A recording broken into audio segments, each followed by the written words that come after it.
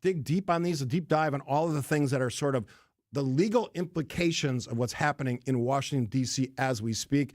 We'll probably talk about Elon Musk a little bit because I think we both have pretty strong feelings on what that's about. Tom Kuzmanovich, our guest for the full hour today. If you have comments or questions for Tom or myself, 855-616-1620, the Siding Unlimited talk and text line. Take a quick break here. You're listening, of course, to 620 WTMJ. On Wisconsin's Morning News, we profile the average John or Jane Doe who had no idea when they got up one morning that they'd be saving a life, becoming everyday heroes. Olympic kite surfer Bruno Lobo. I heard someone screaming, and then I recognized that was someone drowning. I can use this sport to save a life, so yeah, this is my biggest trophy. Everyday Hero, Thursdays at 6:40 on Wisconsin's Morning News, presented by Azura Memory Care and Assisted Living, transforming the culture of care. Team up with the Brewers for an epic company event this season. Gather your crew of just 15 or more for a Brewers group outing and trade weekday meetings for a fun-filled day at American Family Field. Featuring options like tailgate spaces, all-inclusive areas, seating blocks, and more. Plus, Brewers ticket representatives will make planning your event easy, as they'll be your concierge while you book your event. Start planning your company outing today at brewers.com/groups. In a recent study, over 1/3 of millionaires predicted their ability to feel financially secure in retirement is going to take a miracle. At Annex Wealth Management, we believe a plan, not a miracle, will help increase your retirement confidence. Our team of experts gets to work using leading-edge technology to build comprehensive plans covering investment, retirement, tax, and estate planning. And Annex doesn't have products to push with hidden fees or commissions. There's too much of that already. Annex is a fee-only fiduciary. More planning, fewer miracles. Know the difference. AnnexWealth.com. Good Karma Brands is proud to be an equal opportunity employer. Our policy is to provide equal opportunity employment, development, and advancement to all current and potential teammates. If you are an organization that maintains a job bank, provides employment information, or gives job referrals, you may request to be placed on the station's mailing list for future career opportunities. To learn more about careers at Good Karma Brands, please email careers@goodkarmabrands.com.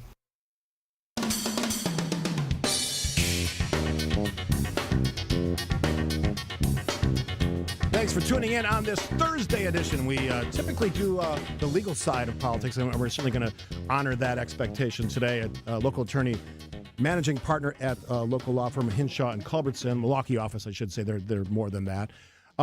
Let's start with the way the president, Donald J. Trump, is challenging sort of the funding of many of the organizations and laws that the Congress has said, okay, Congress has said we're going to spend money here at these different levels.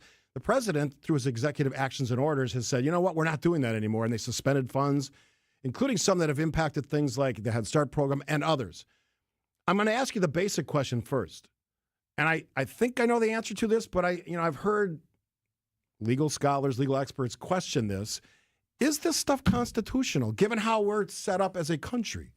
Well, the short answer is no, and the reason is severalfold. First of all, the Constitution itself gives the Congress the power of the purse, Article 1, Section 9, Clause 7. So the president doesn't have any power to override spending laws that Congress has passed, number one, and that the president has signed into law. So all of these things that he's doing in terms of trying to stop funds from being appropriated are unconstitutional. And the term that is used for that is called impoundment. And what he's tried to do is unilaterally, temporarily impound billions of dollars of funds that have already been appropriated. Some of these things he signed on as in his first term. Correct. Not only is it unconstitutional from the standpoint of the U.S. Constitution, it's a even more flagrant violation of an act called the Impoundment Control Act of 1974, which Congress passed in response to President Nixon trying to do the same thing. So, he and Nixon have quite a bit in common. That's a big statement. Yeah.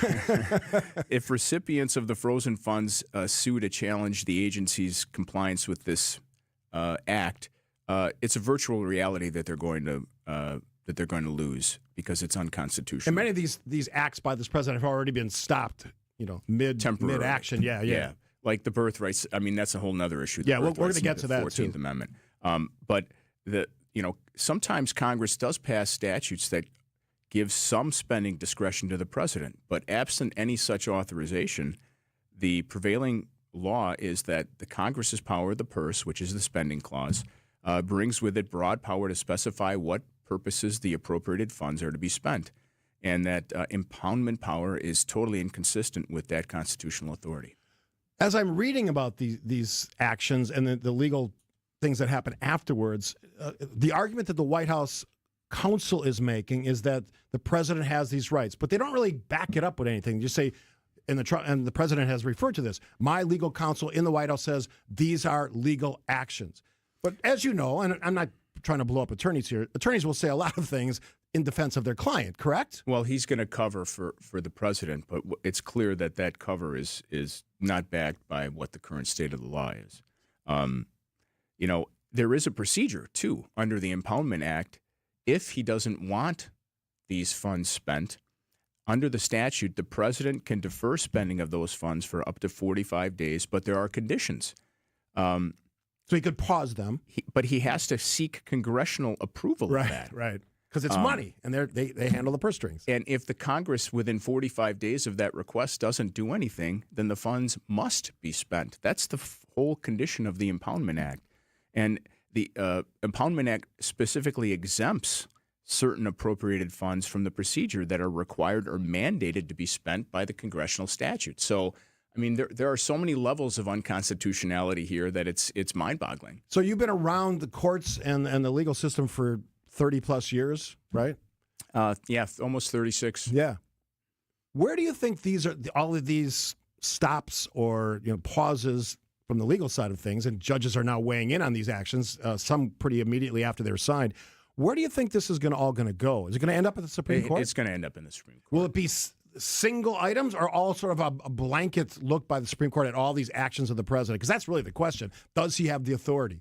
Constitution, to me, says no. But again, legal counsel disagrees. These are eventually all going to be consolidated into one specific issue relating to his freeze or ban on the spending of the funds that have been appropriated. I want to ask you about Elon Musk because this is sort of talks about funding as well, and it has to do with the Treasury Department, other agencies, that Elon Musk and his band of young, whatever you want to call unknowns, because he refuses to give up the names, and he said it's a crime if we try to get the names from, which is sort of an interesting take on that, since they're using our assets, our resources to investigate something that is high level as it gets. Are you concerned as an attorney or as an American citizen that individuals who we don't know, very young individuals, sounds like some of these guys are in their 20s, so I think one of them has just a high school diploma, doesn't mean they're not smart, but that's their level of education, have access to sensitive data, and two, this is the part I fear, tremendous amounts of access to the money, the treasury of the United States, which is significant. That's what concerns me. It's a scary thought. I can imagine what it would be, what the outcry would be if the situation was reversed. It's a very it's fraught with all kinds of peril. That's kind of a lawyer's way to say we're really right. in it deep. Yeah. He makes a claim that the spending for NGOs, for example, USAID, is a scam to get around the laws of Congress. Well, that money was already appropriated by Congress and signed into law by the president. Then the president and the Congress, which means Donald Trump and the Republican-controlled Congress, are enabling a scam. That's basically what he's admitting to without even knowing it. We can probably never guess what the Supreme Court's going to do. It's a conservative majority. Layperson's perspective, I just don't see them going as far as saying the president can do these things when we know what the Constitution says about what Congress has the right and the responsibility to do. I just can't see it going that far. Do you agree? Or? Well, there are two people who won't care about that, and that's Justice Thomas and Justice Alito. The rest of them are all up for grabs, meaning on the conservative side. I don't think Chief Justice would allow this to continue. John Roberts, simply because they let the cat out of the bag in their last couple of terms with the issues of expanding presidential power. Right. But this is directly in contravention. This isn't a state law like Colorado passing a law saying that someone who's a seditionist can't run beyond the ballot. This is a direct contravention of Article 1 of the Constitution and of the Impoundment Act, which Congress passed. Seems pretty straightforward. Let's hope that the Supreme Court understands that. I'm going to ask you, I'm going to take a break here, Tom, but Tom Kuzmanovich joining us on the Political Power Hour at 620 WTMJ. You've practiced law overseas. The president made a proposal sort of offhandedly in a presser with Benjamin Netanyahu the other night about the takeover of Gaza by the United States. And I'm using that term, takeover, but so somehow take ownership of it. You've been in these arenas internationally. I want to get your take on that and more. We got lots more to talk about, including presidential pardons and, of course, an overview of the Wisconsin Supreme Court race, which is coming up this spring. All right, quick break. Listening, of course, to 620 WTMJ. The Upswing with Jeff Sherman. If you don't know what Buc-ee's is all about, you may think, oh, it's just another quick trip. Well, the reality is much, much larger. This is a destination much like what Oak Creek did with IKEA. So think of it that way. A huge brand coming to the state. It's about jobs, it's about economic development, and it's about moving Wisconsin forward. Weekdays from 10 to 11 on WTMJ. Presented by Horicon Bank, the natural choice for all your banking needs. Hey, this is WTMJ, Steve Scafidi for Avon. I've told you guys I love Avon. I love talking about them. I was a client before I ever was a spokesperson. They fixed what was ailing me, and that was my sinuses and nasal patches weren't working properly. The breathing triangle is how they refer to it. I went and scheduled an appointment, talked to their docs, 30-minute visit. We did a really simple sleep study at home in my own bed, answered all my questions. Now, everybody's different. They have different problems when it comes to sleep and breathing. Mine was, as I said, just my sinuses and nasal passages. After a short procedure done in one of their great offices, back to breathing better than ever. This is 5 years ago now. And my wife and I sleep through the night. No wake-ups, no tossing and turning. No restlessness. If that's worth it to you, and you should be, and you struggle like I used to, take the time to see how Advent can help you. To find out how breathing well and sleeping well can make your nights and your life a lot better, go to adventknows.com and schedule an appointment today, because Advent knows when you breathe well, you live better. We're on the air in 3, 2... Hey, it's Vince Vitrano. John Mercure here. Wait, does that car say Pella on the side? What's Gina Della doing here? Sorry, I'm late. We're on the air in 3, 2... Recognize my voice? Get used to it. Talk all things Windows, business, and being a boss in more ways than one with Gina Della from Pella's very own show right here on WTMJ. Starting February 1st, tune into What's the Difference every Saturday morning at 6:30 or stream anytime on WTMJ.com. What a tease. Nestled in the heart of the Kettle Moraine Forest lies the historic Fox and Hounds Supper Club. WTMJ's John Mercure here. I love the Fox and Hounds. Journey through 90 years of history in the timbered stone structure. It's gorgeous. And when you buy one dinner, your second dinner is free 7 days a week. An amazing deal at an amazing place. Choice steaks, ribs, seafood, pasta, a big fresh salad, even the steak and lobster, any entree, your second dinner's free. The Fox and Hounds desserts, and I love those, and huge ice cream drinks, buy one, get one free. Unwind with an old-fashioned, a Manhattan, 20 bourbons on their bourbon list, over 100 fine wines, 8 elegant dining rooms with real wood-burning fireplaces. Wherever you live, it's worth the spectacular drive through the Kettle Moraine for your free dinner. Just off Highway 167, 2 miles east of Holy Hill, a Top Choice Award winner for fine dining and most romantic restaurant. Take your family to the Fox and Hounds this week. Half your dinners are free. I love this place. foxandhoundsrestaurant.com. Where is my mind? Where is my mind? Tom Kuzmanovich, my guest, managing partner at Hinshaw and Culbertson, Milwaukee office. You want to make a point about sort of this, if you do this, then you can get funds, and that's against what you said, constitutional. Yeah, not constitutional. Conditional spending. Like, the issue now has become, hey, you know what? If you're going to have sanctuary cities, we're not going to give you the state money for roads and bridges and all that kind of stuff. The Department of Transportation is trying to do that. Well, that's clearly unconstitutional because the Constitution bars the federal government from commandeering any state legislative or executive policy making. First of all, because the Constitution says that. Second, the Supreme Court has held in a case called New York versus United States that Congress can't tell a state what its policy on a particular topic will be. It can say what it can't be, but that's not the same. For example, there's a difference between having a state minimum wage of $10 an hour and a mandatory minimum wage. Right. And another Supreme Court case, Prince versus United States, says that Congress cannot require local or state federal law enforcement officers to enforce federal law.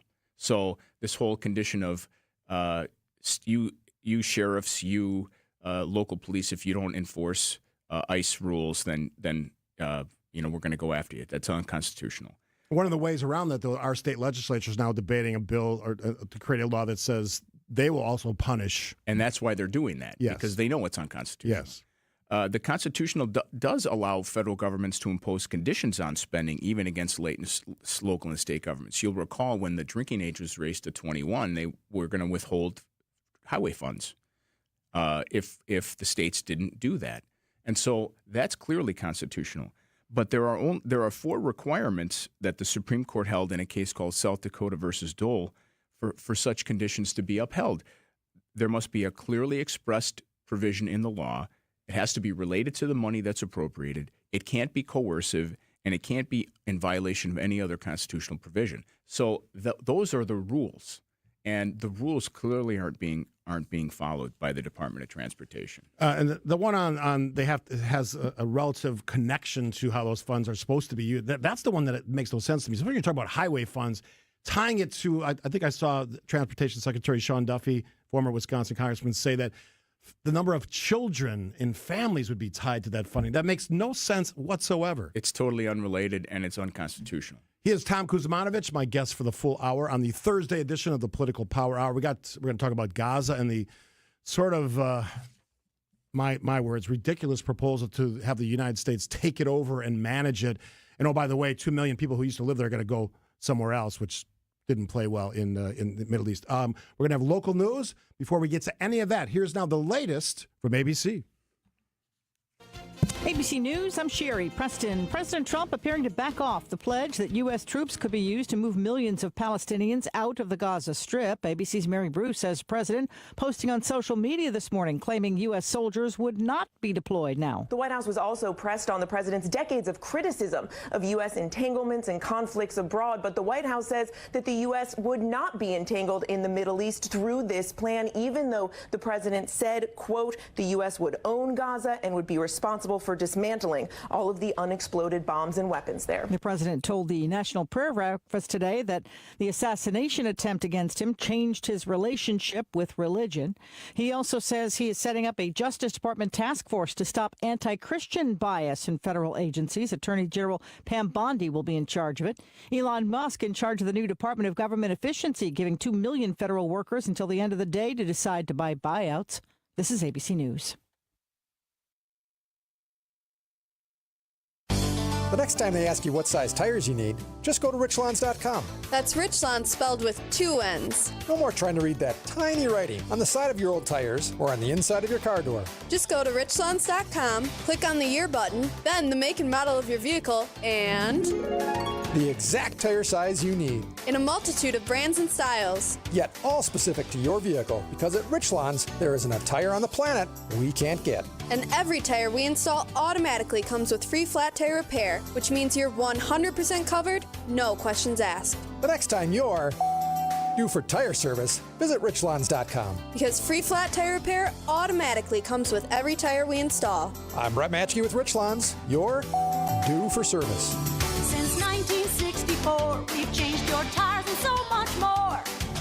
Richlawns Tire and Service, such a refreshing change. Richlawns.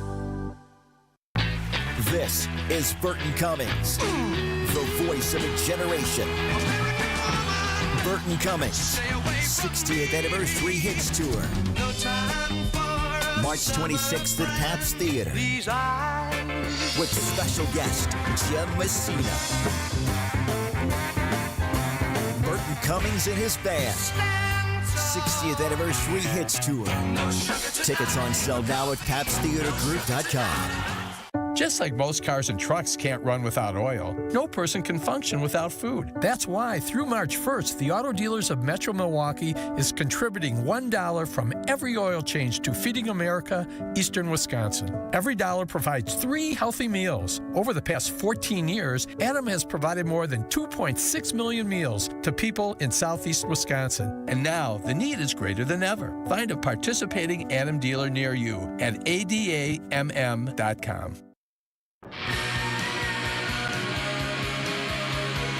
We'll catch you up on those local headlines at the top of the hour. Sorry about that. My guest for the full hour today has been Tom Kuzmanovich, and lots to talk about. He's an attorney for Hinshaw and Culbertson in their Milwaukee office. And what I was telling Tom during the break is you came with the receipts that we need to know when we're talking about acts by the president that may be unconstitutional or constitutional, both ways of that equation. Just looking at the actions that have sort of poured out of the White House, I think there's a couple of executive actions happening today as well. But I want to sort of, you've spent a lot of time overseas. Just give folks a little bit of your background, because I don't know that I've kind of laid it out for people before. Well, I've been involved in, for example, my background's Croatian. So when the Berlin Wall fell down and all the captured nations like Ukraine, Croatia, Bosnia, Estonia, Latvia became or wanted to become independent and transform themselves into democracies. I was very involved in the Croatian part of that from the U.S. standpoint, going to Congress, lobbying, meeting with people in the White House and the State Department, et cetera. So you learn a lot about the do's and don'ts, territorial integrity, inviolability of borders, human rights, weapons, arms embargoes, et cetera. So I have, and plus I tried a case for 2.5 years in The Hague at the International Criminal Tribunal, defending a Croatian general, which we succeeded in getting an acquittal of him and the other 2 generals who were also co-defendants. So I have a lot of background on the laws and customs of war, human rights law, things like that. And what's happened in Gaza, and at least the statements that have been made kind of off the cuff about the United States taking over Gaza was just kind of shocking. On its face, what do you think of that? It's blatantly in violation of any reasonable interpretation of international law. Nobody has recognized Gaza as an independent entity. It's been part of the Palestinian Authority for a long time. Obviously, what happened on October 7th of 2 years ago was a brutal, blatant crime and a war crime and a violation of international law. But the response, to some extent, in some measures, has also been brutal and to some extent could be considered a war crime. Not all of it, but some of it, because of its disproportionality. So when you look at what's happened in Gaza, which is basically a heap of rubble now, where there were 2 million It's a demolition site. What the president basically has called for is the ethnic cleansing of 2 or 3 million people from that part of the world. And I'm not that much of an expert on the Middle East, but moving 2 million people is almost unfathomable. I mean, that number is shocking. I mean, where are they going to go? And the other countries in the Middle East have said, we're not going to take 2 million people. Yeah, I mean, this is where they were born. This is where they grew up. This is where they lived. This is where probably 95 to 98% of them had nothing to do with what happened on October 7th, yet they're the ones who are the victims. Neither one of us can get inside the head of the current occupant of the White House, and it probably wouldn't be a healthy thing to do anyway. But what do you think he was trying to – because he's got the prime minister of Israel there, Benjamin Netanyahu, who, by the way, seemed rather surprised by the comments, one. No question he was. And then I encourage you, if you don't believe me, go and look at the video when he said these things, and I played it on the show yesterday. Look at his chief of staff, Susie Wiles. She looks stunned that he's saying these things.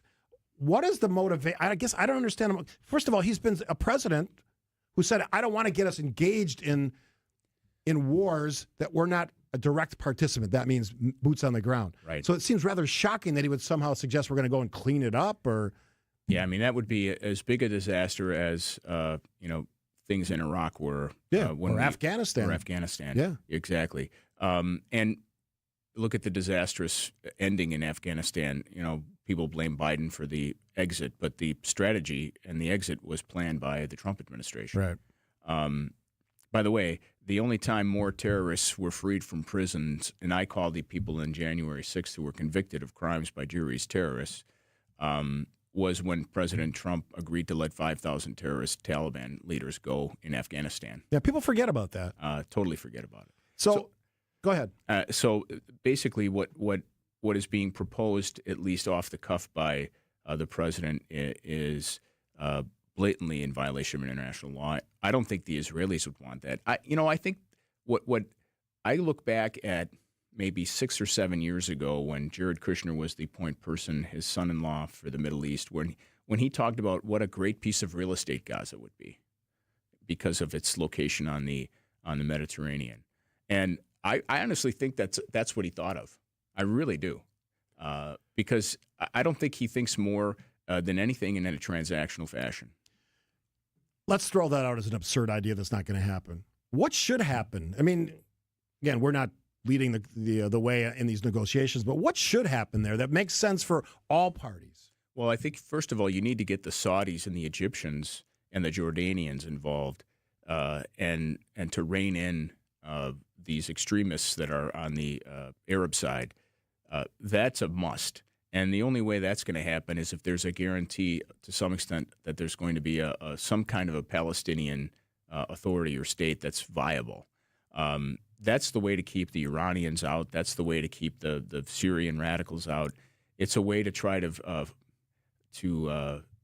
start from scratch what was initially proposed years and years and years ago, because the only viable way is that there's a two-state solution. Now, what's happened is because Israel's been so militarily successful, the extreme right in Israel is like, no, we're not going to take care. We're going to take over the West Bank. We're going to take over Gaza. We're going to take over everything. We're going to occupy these parts of Syria that we're in now.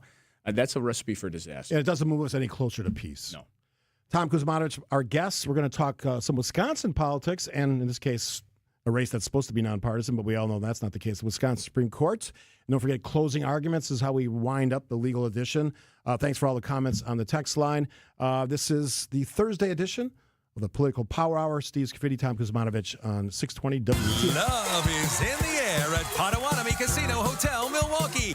This February, play to your heart's content in the Love It or Leave It $300,000 game show. Thursday night, you could love your prize or leave it for another. For a chance to cuddle up to thousands in cash and prizes, just play using your rewards card. Get ready to love it or leave it. Only at Potawatomi. Learn more at PaysBig.com. Must be 21 and a rewards member to play.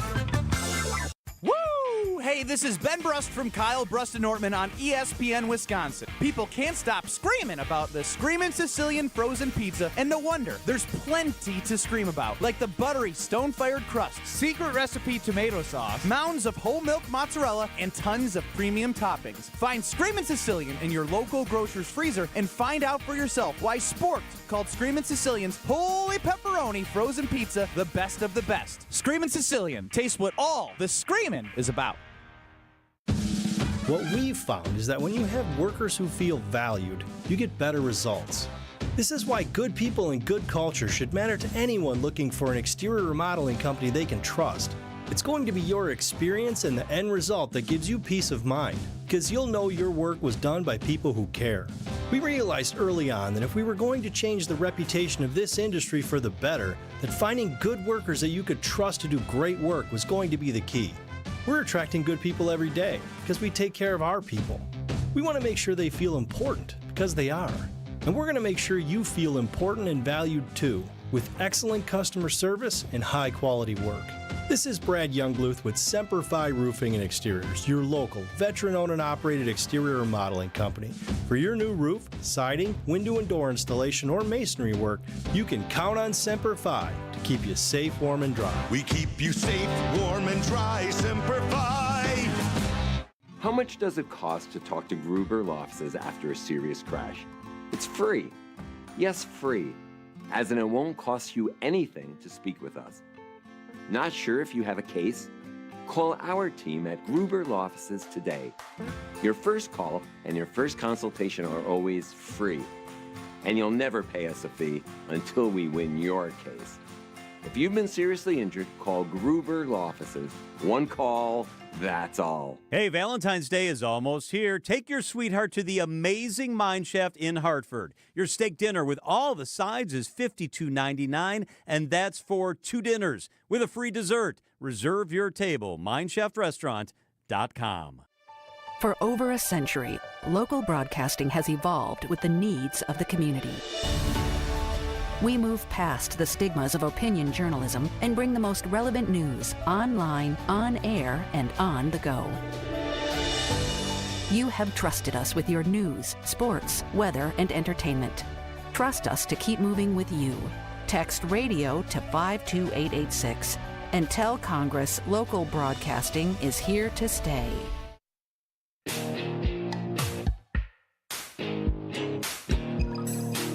Great hour talking about some of the legal implications of all things happening in Washington, D.C. and in our great country. Tom Kuzmanovich, partner at Hinshaw and Culberson here in the Milwaukee office, who's been around a lot of these stories internationally. Let's focus on Wisconsin. I always like that Wisconsin connection. We have a Supreme Court race coming up. Right now, the court leans left, and obviously there's going to be an opening with a retirement. We have Brad Schimmel and Susan Crawford, both judges, Susan Crawford in Madison, Brad Schimmel in Waukesha. Give me your sense of this race. We're going to see a lot of money spent in this one. It's almost obscene, actually. I mean, it is.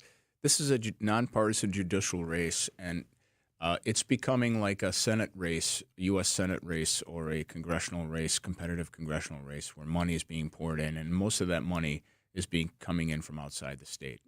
I don't know. I haven't looked at anybody's FEC reports. I'm just assuming that, but the problem is most of these things now are getting settled in the courts because our legislature is dysfunctional in Wisconsin because we have one party controlling the legislature, one party controlling the executive. So there's no way to sort of get things done. And what's happening is the courts are stepping in. What do you think of that? I've called it legislative laziness in Congress too, because they just took 10 days off for some no apparent reason, and I see it in Wisconsin. They take months at a time off, and I know they're working. They say back in their home offices. I get it, all that stuff. Sometimes running for office, which has to be separated. I get that, but when I see the sort of, and I've asked other guests about this, the decision to not legislate and just hand it over to the courts, whether it's Wisconsin or the U.S. Supreme Court, just seems like an ineffective way to govern. It's very ineffective. There's no cooperation. And, I mean, we look at what's happening in Congress right now. Congress, in a sense, is abdicating its role as the controller of the power of the purse through all of this, because all of this money, as we talked about, has been appropriated and signed into law. So I don't know what Congress is doing. I certainly wouldn't want to be a member of Congress to have some foreign-born multi-billionaire who spent almost $300 million on electing a presidential candidate in control of our financial Well, during the break, didn't mean to interrupt you there. During the break, here's the banner. Musk team requested expansive access to critical Treasury payment system emails show. And what's the purpose of that? And I just don't understand how anyone in Congress, no matter what party you're in, would allow that. Somebody who's not been vetted, no security clearance, a bunch of engineering geeks putzing around and trying to get our financial information. I don't understand that at all. I mean, we would, if this is the Chinese and the Russians are laughing at us right now. And this is, speculation. But let's just say, and again, I don't know that this is going to happen, but let's just say $1 trillion disappears to an offshore account through this process that none of us know anything about. Congress is not reviewing. The president is sort of given a wink, wink, nod, nod to Trump. We don't know who's working with to Musk. We don't know who's working with Elon Musk. That's something that a president would be removed from office for. It's financial malfeasance that any CEO for any company, if you want to run this like a business, why are you having outside people who aren't vetted? It's like having an unregulated accounting firm come in and look at your books and just rifle through everything without any confidentiality, without any vetting, without any agreement, no nothing. It's unbelievable. Going back to the Supreme Court race, do you think that the issues that are in front of the court now, which is Act 10, I don't know that one's going to be resolved, but certainly the abortion question, going back to the older law, which has had sort of revisions through the years, including not too long ago. Where do you think what will happen to those either during the current number of justices or the makeup with the liberal lean, or will it wait? Some of these things wait until the court potentially changes. It's a good question. I'm not sure what the timing and the scheduling is for the Act 10 or the abortion matter is. I haven't looked at that to see whether that's ready for decision, whether there's been argument, and I apologize for not knowing that. Obviously, if there's a change, if Judge Crawford gets elected, things are going to stay the same. Right, because they still have the left lean. If Judge Schimmel gets elected, then it's going to throw things in flux. Now, we did have Justice Hagedorn, and I give him a ton of credit for recusing himself on the Act 10 case because he was intimately involved as legal counsel for the former governor. One of the people that crafted that. Yeah. So, I mean, he did the right thing. What about Judge Janet Prosewicz? She's talked expansively about Act 10, including during the campaign. Should she recuse? It's a good question. I think superficially, if you look at it, she probably should.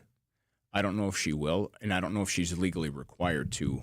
The difference between what Justice Hagedorn did, and I respect him for it, and Justice Protasevich, is that she talked about it, but he was actively involved in it. Yeah, he worked on that, and she did not. We're going to take a break. After the break, we always do it on our Thursday show. Closing arguments from local attorney Tom Kuzmanovich. Thanks for all the questions and comments on the Siding Unlimited talk and text line. Keep them coming, 855-616-1624. Remaining 10 minutes of the program. We'll get to, of course, local news and the latest from ABC at the top. 620 WTMJ. The only place to get this. Gets to Lopez. He checked three left wing. Why not? Brook Lopez unconscious in the first quarter. With some of this. You don't really know how it's going to hit you until it comes and you realize Chris Middleton's gone. He is without question one of the 5 greatest players in franchise history. Get it all on Bucks Talk, your all-encompassing Milwaukee Bucks postgame show with Justin Garcia and Brandon Snide. Only heard here on the home of the Bucks, WTMJ. Hey, this is WTMJ Steve Scafidi for Annex Wealth Management. On your way to retirement, there are many decisions you need to make, and it's easy to miss a few. It's time to focus your attention with Annex Wealth Management. There's an art and a science to successful retirement planning. Sure, savings and investments are part of that and important, but so is making sure your retirement plan is aligned with your goals. That's what Annex does. They'll guide you step by step with important decisions like when to take Social Security, if you should consider those Roth conversions, and how to implement, this is a big one, smart tax planning. Annex is a fee-only fiduciary. It's about you, not the commissions.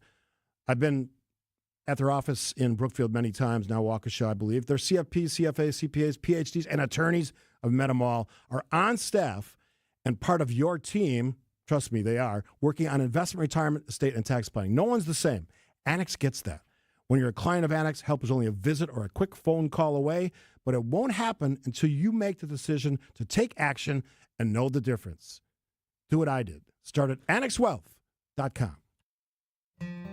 Church and Chapel Funeral Homes. The best time to plan a funeral is when you don't have to.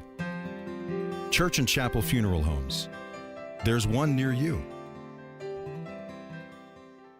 Nestled in the heart of the Kettle Moraine Forest lies the historic Fox and Hounds Supper Club. WTMJ's John Mercure here. I love the Fox and Hounds. Journey through 90 years of history in the timbered stone structure. It's gorgeous. And when you buy one dinner, your second dinner is free 7 days a week. An amazing deal at an amazing place. Choice steaks, ribs, seafood, pasta, a big fresh salad, even the steak and lobster, any entree, your second dinner's free. The Fox and Hounds desserts, and I love those, and huge ice cream drinks, buy one, get one free. Unwind with an old-fashioned, a Manhattan, 20 bourbons on their bourbon list, over 100 fine wines, 8 elegant dining rooms with real wood-burning fireplaces. Wherever you live, it's worth the spectacular drive through the Kettle Moraine for your free dinner. Just off Highway 167, 2 miles east of Holy Hill, a Top Choice Award winner for fine dining and most romantic restaurant. Take your family to the Fox and Hounds this week. Half your dinners are free. I love this place. foxandhoundsrestaurant.com.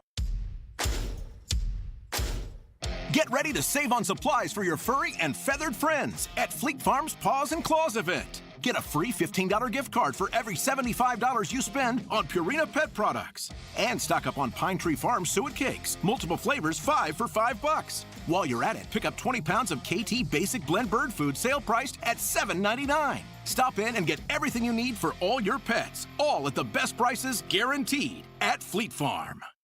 WTMJ, W277CV, and WKTI HD2 Milwaukee from the Annex Wealth Management Studios. This is News Radio WTMJ, a Good Karma brand station. Now it's time for your closing arguments. Oh, got that regular feature we do every Thursday at the end of the show because we have legal scholars on and experts, and today's no exception. Tom Kuzmanovic from the firm Hinshaw and Culbertson, managing partner. You have the floor. Thank you. I think when you look at the state of the political and legal world that we're in today, you look at, for example, we've heard a lot from the nominees for cabinet positions, and they've been attacked in some instances, rightfully so, for their personal failings, which are many. Some of them have multiple personal failings, whether it be accusations of assault or outlandish claims of vaccines being man-made and caused by and causing people harm. I think people need to stop focusing on the moral things because the American electorate, at least for the most part, doesn't care about that. We've seen that now because President Trump has been elected twice. Nobody seemed to care about his prior conduct with women and business and all those sorts of things that juries had found wrong. What people need to focus on is the level of incompetence of some of these people. It's their lack of experience, their lack of competence. I look at the defense secretary, for example. I mean, if he rises to the level of mediocrity, that would be stunning to me, because that guy, out of most, if not all, of the nominees, to me, is one of the worst, just from the standpoint of experience and breadth of experience. If you look at what he did as being involved in various veterans nonprofits that he ran into the ground, and those managed maybe at most 15 people, the Defense Department is probably the biggest spender of all. That is really troubling to me. The other thing people, I think, need to look at from the political standpoint is why aren't people trying to find solutions instead of blaming? It's easy to blame. You blame when you don't know how to find a way out of things. Instead of trying to work together and agree on a solution, the blame. Like I'm looking at for example, the tragedy that happened over the Potomac.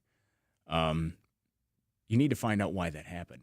Not saying that there was some DEI initiative that led to some air traffic controller being unqualified at that particular time. There's zero evidence of any of that. So in my world, I focus on the law. I focus on the evidence. I focus on reality. And unfortunately, in the political world, that doesn't seem to be happening today. Great comments. One of the things that's bothered me about the new defense secretary is the fact that people that worked for decades in that department have their pictures removed from the walls. Years of service to our country, overseas, military actions, the diplomatic side of all of that, and just disrespected immediately when Pete Hegseth came into office. And it's just disappointing. People talk about stolen valor, meaning, yeah, you said you were, a fighter pilot and you shot down 10 planes, but the facts show that that didn't happen. People can earn Bronze Stars, for example, with V for valor, meaning that you earned it in battle, or you can earn a Bronze Star for being a longtime member of an overseas contingent. And the thing that Hegseth talks about is about his Bronze Star. Well, it wasn't a V for valor. It was because he was in that position for a long time. Right. But those kinds of things bother me. If you earned it, Godspeed to you. But if you earned it because you were in a position for a long time and not because it had a V for valor, because you showed yourself to be brave under fire, that's a different story. And those kinds of things, I'm sure, bother most Americans. Tom Kuzmanovich, a great hour. Lots of great commentary on the feedback line as well, on the Siding Unlimited Talk and Text line. Thanks for coming in. Thanks for sharing your wisdom on Appreciate top of all it. of that. We'll do it again in a month or so. You've been listening to the Political Power Hour on 620 WTMJ. Don't go to break yet. All of our shows are available on our podcast page. So if you missed any or all, wherever you get your podcasts or at WTMJ.com. News is next. I'm Tony Drake from Drake & Associates. Should I delay my Social Security benefits or should I start taking them right away? The truth is, there's no one-size-fits-all answer. Your decision can impact your income for the rest of your retirement. At Drake & Associates, we help you create a strategy to maximize your benefits so you can make the most of what you've earned. Social Security is just one stop on your retirement-ready roadmap. Take the first step today.